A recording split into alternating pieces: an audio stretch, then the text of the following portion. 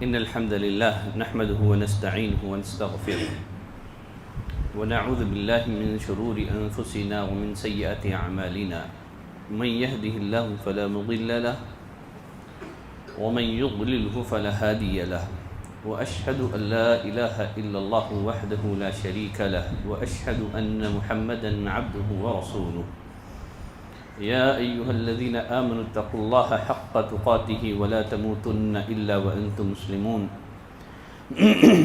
يا أيها الناس اتقوا ربكم الذي خلقكم من نفس واحدة وخلق منها زوجها وبث منهما رجالا كثيرا ونساء واتقوا الله الذي تساءلون به والأرحام إن الله كان عليكم رقيبا يا أيها الذين آمنوا اتقوا الله وقولوا قولا سديدا يصلح لكم أعمالكم ويغفر لكم ذنوبكم ومن يطع الله ورسوله فقد فاز فوزا عظيما أما بعد فإن أصدق الحديث كتاب الله وأحسن الهدي هدي محمد صلى الله عليه وسلم وشر الأمور محدثاتها وكل محدثة بدعة وكل بدعة ضلالة وكل ضلالة في النار. ہر قسم کی تعریف، بزرگی، بڑائی اللہ وحدہ لا شریک کے لیے لائق اور زیبا ہے، جو اس ساری کائنات کا خالق و مالک اور ہماری ہر قسم کی عبادتوں کا تنہا مستحق ہے۔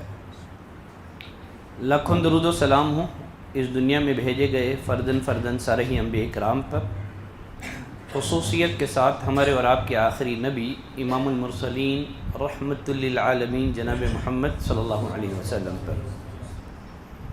برادران اسلام، عزیز دوستو، خواتین اسلام، رمضان المبارک کی بے شمار خصوصیات میں ایک اہم ترین خصوصیت یہ ہے کہ اللہ تعالیٰ نے نزول قرآن کے لیے اس ماہ کا انتخاب کیا۔ فرمایا اللہ تعالیٰ نے شہر رمضان الذی انزل فیہ القرآن، رمضان یہ وہ مہینہ ہے جس میں اللہ نے قرآن کو اتارا۔ نزول قرآن کا مقصد کیا ہے اللہ تعالیٰ نے وہ بھی واضح کیا۔ فرمایا ھدی للناس، نزول قرآن کا مقصد ہے ہدایت، تاکہ لوگ اس سے ہدایت حاصل کر سکیں۔ لیکن قرآن سے وہی ہدایت حاصل کر سکیں گے جو متقی ہو، پرہیزگار ہو۔ جیسے اللہ تعالیٰ نے سورۃ البقرہ کی ابتدائی آیتوں میں فرمایا الف لام میم ذالک الکتاب لا ریب فیہ ھدی للمتقین۔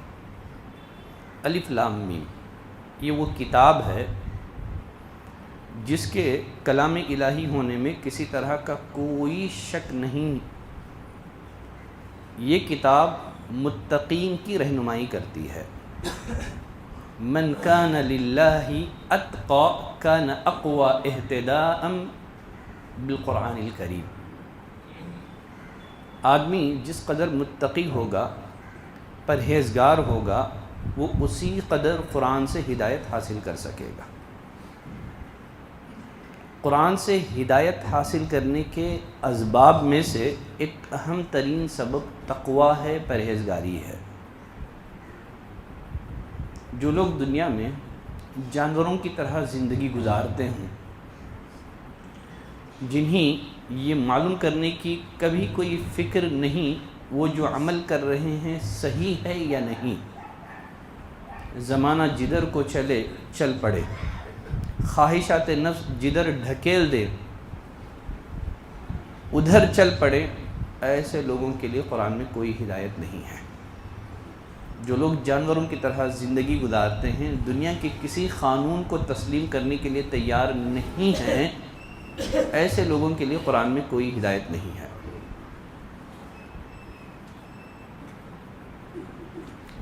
تقویٰ کسے کہتے ہیں؟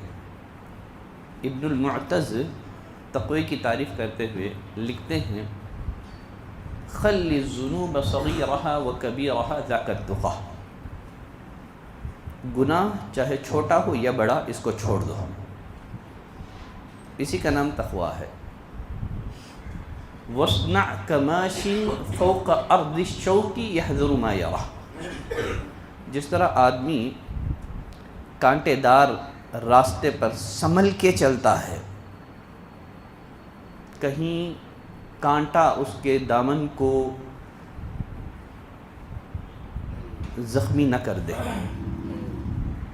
کہیں کانٹا اس کے کپڑوں کو پھاڑ نہ دے، جس طرح آدمی کانٹے دار راستے پر چلتے ہوئے محتاط چلتا ہے، اپنے دامنوں کو بچا بچا کر کے چلتا ہے، اسی طرح دنیا میں زندگی گزارتے ہوئے انسان کو چاہیے شبہات اور شہوات کے جو کانٹے ہیں ان سے اپنے آپ کو بچا کر کے چلے۔ اسی احتیاط کے ساتھ زندگی گزارنے کا نام تقوی ہے۔ اور مزید شاعر کہتا ہے لا تحقرن صغیرہ فإن الجبال من الحصى، کسی بھی چھوٹے گناہوں کو حقیر معمولی نہ سمجھوں، اس لیے کہ پہاڑ جو بنتے ہیں یہ چھوٹے چھوٹے کنکریوں سے بنتے ہیں، جیسے جیسے چھوٹی چھوٹی کنکریاں جمع ہوتی جاتی ہیں پہاڑ بنتا چلا جاتا ہے، اسی طرح چھوٹے چھوٹے گناہوں کو حقیر نہ سمجھوں، اگر چھوٹے چھوٹے گناہ ہمارے نامہ اعمال میں جمع ہو جائیں یہی گناہ ہماری ہلاکت کے لیے کافی ہیں۔ تو قرآن سے وہی لوگ ہدایت حاصل کر سکتے ہیں جو متقی ہیں، جو پرہیزگار ہیں، جو لوگ جانوروں کی طرح زندگی گزارتے ہیں، ایسے لوگوں کے لیے قرآن میں کوئی ہدایت نہیں ہے۔ پھر آگے اللہ تعالیٰ نے سورۃ البقرہ میں ہی متقین کے کچھ اوصاف بیان کیے ہیں۔ قرآن سے ہدایت حاصل کرنے کے لیے ان اوصاف کا پایا جانا ضروری ہے۔ سب سے پہلی صفت اللہ نے یہ بتائی الذین یؤمنون بالغیب، قرآن مجید سے ہدایت ایسے ہی لوگوں کو نصیب ہوگی جو غیب پر ایمان رکھتے ہیں۔ غیب کسے کہتے ہیں؟ جو ہماری نظروں سے غائب اور پوشیدہ ہو۔ رب العالمین کی صفات میں سے ایک اہم ترین صفت عالم الغیب، غیب کی ضد ہے شہادہ، جو چیز ہماری نظروں سے پوشیدہ ہے، غائب ہے، رب العالمین جانتا ہے، جو چیزیں ہمارے سامنے ہیں رب العالمین ان کو بھی جانتا ہے۔ تو جو لوگ غیب پر ایمان رکھتے ہیں، جو چیز ہماری نظروں سے غائب ہیں، اوجھل ہیں، جن تک ہماری عقل کی رسائی نہیں ہے، ایسی چیزوں پر ایمان رکھتے ہیں۔ اللہ کا ہم نے دیدار نہیں کیا لیکن ہم اللہ کے وجود پر ایمان رکھتے ہیں۔ فرشتوں کو کبھی دیکھا نہیں ہے لیکن فرشتوں پر ہمارا ایمان ہے۔ جنت اور جہنم کا ہم نے مشاہدہ نہیں کیا، جنت اور جہنم پر ہمارا ایمان ہے۔ کتاب اور سنت میں جن جن امور غیب کی خبر دی گئی ہے ایک مومن ان پر ایمان رکھتا ہے۔ جو صرف انہی چیزوں کو تسلیم کرتا ہے جو دکھائی دیتی ہیں، ایسے لوگوں کے لیے قرآن میں کچھ بھی ہدایت نہیں ہے۔ قرآن مجید سے ہدایت انہی لوگوں کو حاصل ہوگی جو غیب پر ایمان رکھتے ہیں۔ ابو جمعہ ایک صحابی رسول فرماتے ہیں تغدینا مع رسول اللہ صلی اللہ علیہ وسلم ومعنا ابو عبیدہ بن جراح، ایک دفعہ ہم نے نبی کریم صلی اللہ علیہ وسلم کے ساتھ ناشتہ کیا، ہمارے ساتھ ابو عبیدہ بن جراح بھی تھے۔ ابو عبیدہ بن جراح نے نبی کریم صلی اللہ علیہ وسلم سے پوچھا اللہ کے رسول هل احد خیر منا، اللہ کے رسول ہم سے بھی کوئی بہتر ہو سکتا ہے کیا؟ ہم سے بھی کوئی افضل ہو سکتا ہے؟ اس لیے کہ ہم آپ پر ایمان لائے ہیں اور آپ کے ساتھ ہم نے جہاد کیا ہے۔ نبی کریم صلی اللہ علیہ وسلم نے فرمایا کہ ہاں تم سے بھی افضل ہو سکتا ہے۔ قوم یأتون من بعدکم، وہ تم سے افضل اور بہتر ہیں جو تمہارے بعد آئیں گے۔ اور مجھ پر ایمان لائیں گے حالانکہ انہوں نے مجھے دیکھا نہیں۔ تم نے مجھے دیکھا ہے، میرے معجزات کو دیکھا ہے، رب العالمین کی جو مدد مجھ پر جو شامل حال رہی ہے تم نے دیکھا ہے۔ کہا کہ تم سے افضل وہ ہیں جو تمہارے بعد آئیں گے، مجھے دیکھا نہیں ہے لیکن پھر بھی مجھ پر ایمان لائیں گے۔ تو ہم لوگوں نے نبی کریم صلی اللہ علیہ وسلم کو بھی دیکھا نہیں ہے، لیکن ہمارا آپ صلی اللہ علیہ وسلم پر ایمان ہے کہ آپ اللہ کے رسول ہیں، آپ اللہ کے سچے پیغمبر ہیں۔ تو قرآن سے انہی لوگوں کو ہدایت نصیب ہوگی جو غیب پر ایمان رکھتے ہیں، جن کا غیب پر ایمان نہیں ہے، صرف ان حقیقتوں کو تسلیم کرتے ہیں جو دکھائی پڑتی ہیں۔ ایسے لوگوں کے لیے قرآن میں کوئی ہدایت نہیں ہے۔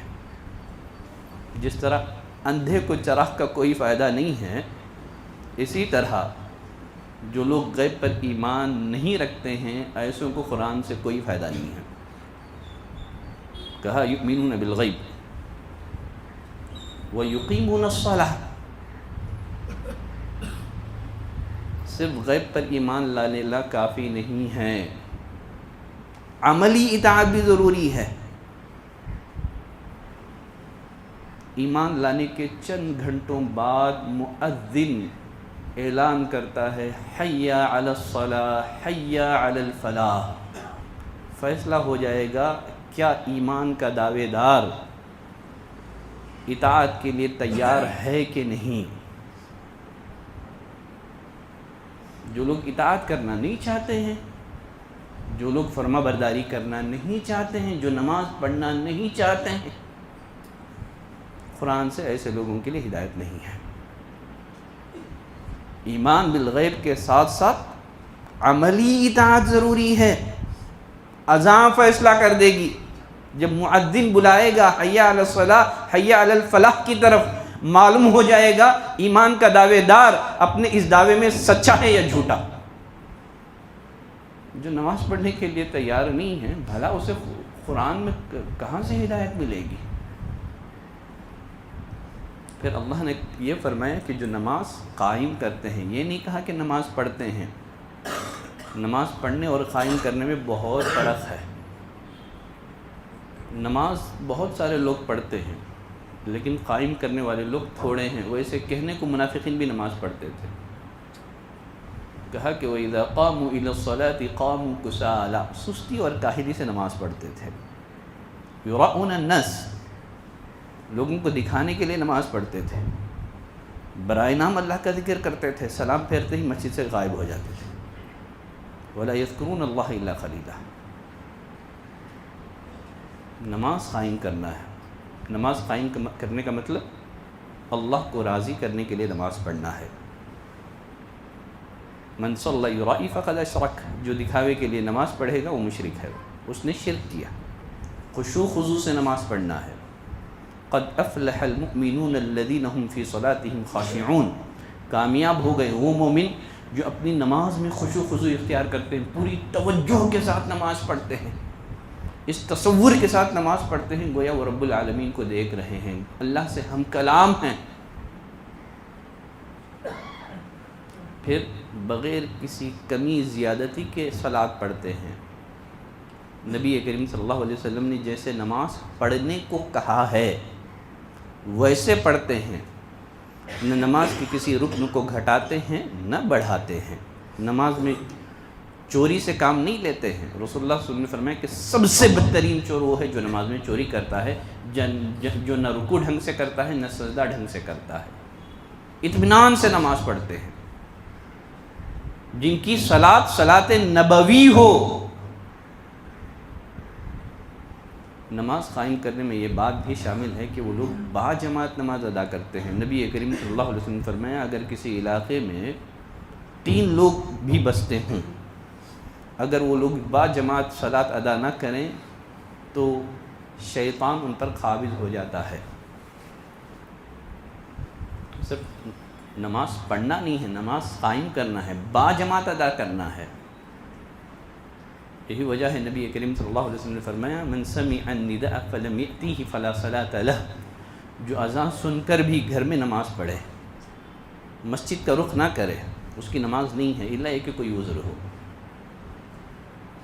نماز قائم کرنے یہ بات بھی شامل ہے کہ صفوں کو اچھی طرح درست کر لیں، کیونکہ نبی کریم صلی اللہ علیہ وسلم فرمایا کرتے تھے صفوں کو درست رکھو۔ صفوں کی درستگی یہ من اقامت الصلاۃ، نماز کو قائم کرنے میں ہے۔ جو لوگ صفوں کو درست نہیں کرتے ہیں، جن کی صفیں درست نہ ہوں، ایک مصلی سے دوسرے مصلیوں کے درمیان فاصلہ ہو، جو آگے پیچھے ہو کر کے کھڑتے ہوں، ان لوگوں نے نماز کو قائم نہیں کیا، کیونکہ رسول اللہ صلی اللہ علیہ وسلم فرمایا کرتے تھے صفوں کو درست رکھو، یہ نماز قائم کرنے میں سے ہے۔ یہ تو قرآن مجید سے ہدایت ان لوگوں کو ملے گی جو غیب پر ایمان رکھتے ہوں، وہ یقیمون الصلاۃ، نماز قائم کرتے ہوں، وَمِمَّا رَزَقْنَاهُمْ يُنْفِقُونَ، جو ہم نے ان کو دیا ہے اس میں سے خرچ کرتے ہیں۔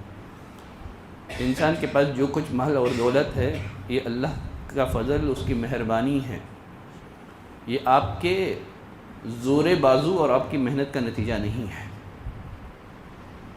زور بازو اور محنت کا نتیجہ ہوتی تو کتنے لوگ ہیں، خود آپ غور و فکر کریں، جو آپ سے زیادہ محنت کرتے ہیں لیکن پھر بھی ان کی آمدنی سے ان کی بیسک اور بنیادی ضرورتیں پوری نہیں ہوتی۔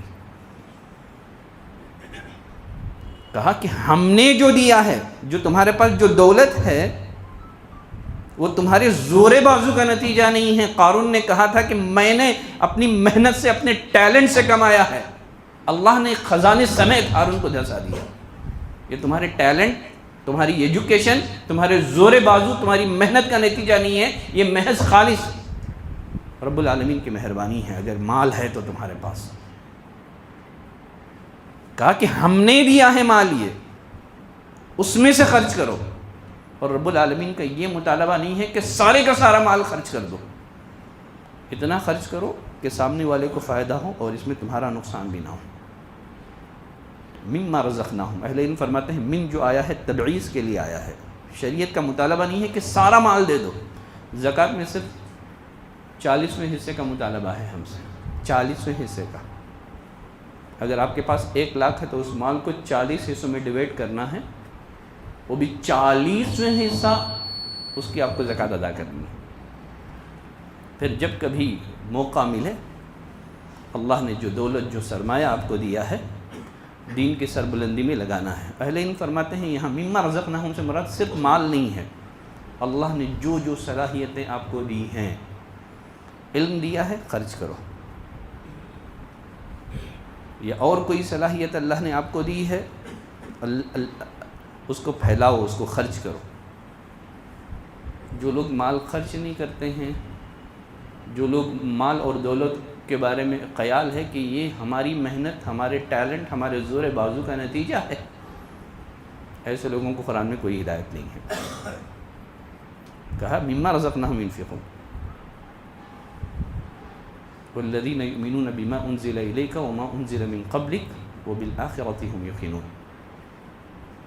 قرآن مجید سے ہدایت ان کو ملے گی جو وحی پر ایمان رکھتے ہوں، چاہے وہ وحی آپ پر اتاری گئی ہو یا آپ سے پہلے دیگر انبیاء پر اتاری گئی ہو، جو وحی کو تسلیم نہ کرتے ہوں، جو انبیاء پر کسی وحی کے نازل ہونے کو مانتے نہ ہوں، ایسوں کے لیے قرآن میں ہدایت نہیں ہے۔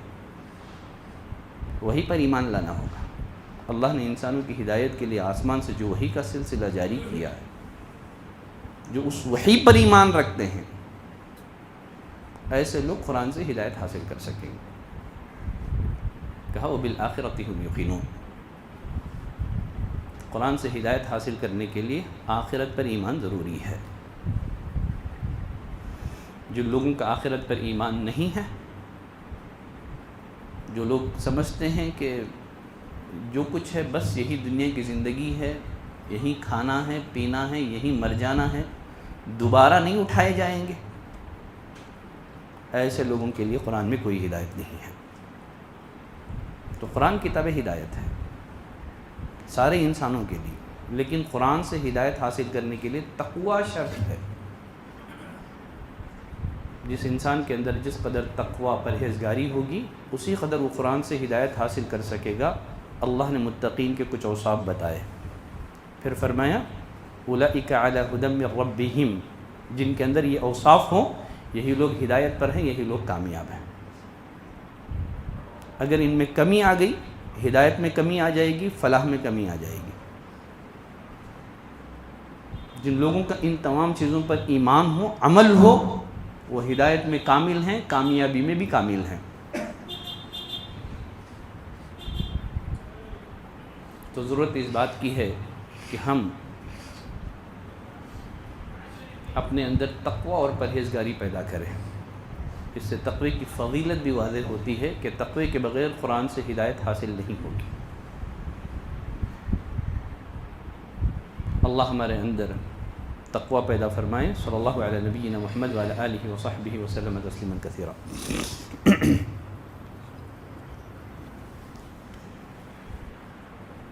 ان الحمد للہ نحمده ونستعینه ونستغفره ونعوذ باللہ من شرور انفسنا ومن سیئات اعمالنا من يهده الله فلا مضل له ومن يضلله فلا هادي له واشهد ان لا اله الا الله واشهد ان محمدا عبده ورسوله۔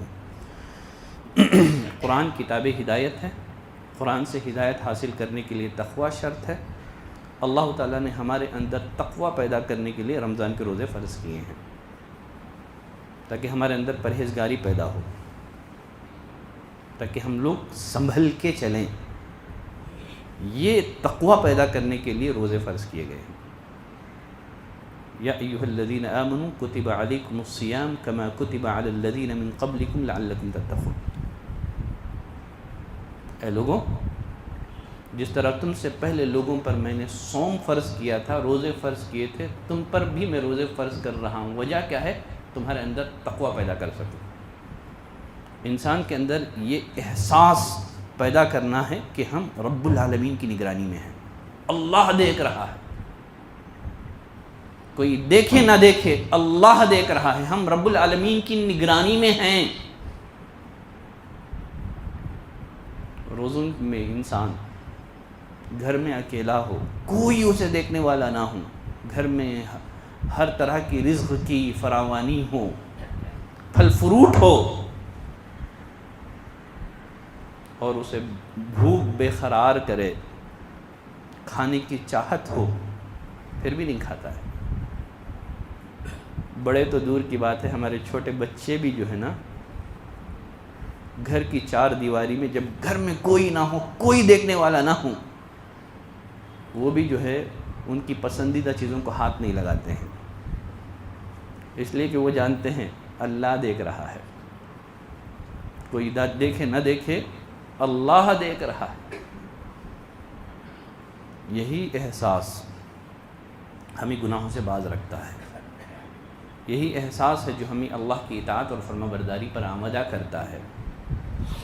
تقوی رسول اللہ صلی اللہ علیہ وسلم فرمائے کہ دل کی کیفیت کا نام ہے۔ تو قرآن سے ہدایت حاصل کرنے کے لیے تقوی ضروری ہے، اور اللہ تعالیٰ نے تقوی کی کوالٹی ہمارے اندر پیدا کرنے کے لیے رمضان کے روزے فرض کیے ہیں۔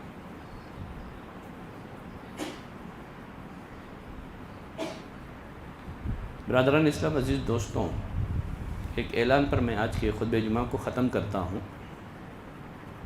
ہمارے بنگلور شہر کے آر پورم، الحمدللہ وہاں ہماری اپنی ایک جماعت کی ایک مسجد کا تعمیری کام شروع ہو چکا ہے۔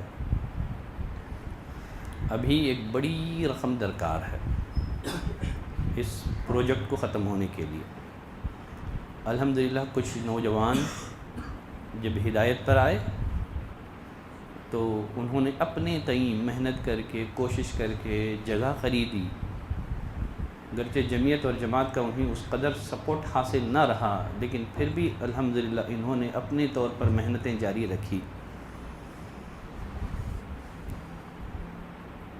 شہر شہر سفر کیا، گاؤں گاؤں سفر کیا، جس قدر ہو سکتا ہے انہوں نے چندہ جمع کیا، زمین خریدی گئی، اور تعمیراتی کام کا الحمدللہ آغاز ہو چکا ہے، اور ابھی بھی ایک بڑی رقم درکار ہے۔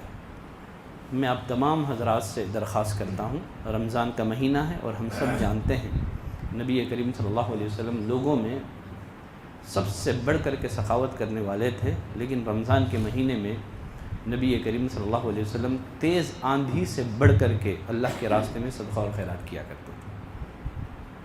رمضان میں نبی کریم صلی اللہ علیہ وسلم کے صدقہ اور خیرات کا انداز ہی الگ ہوتا تھا.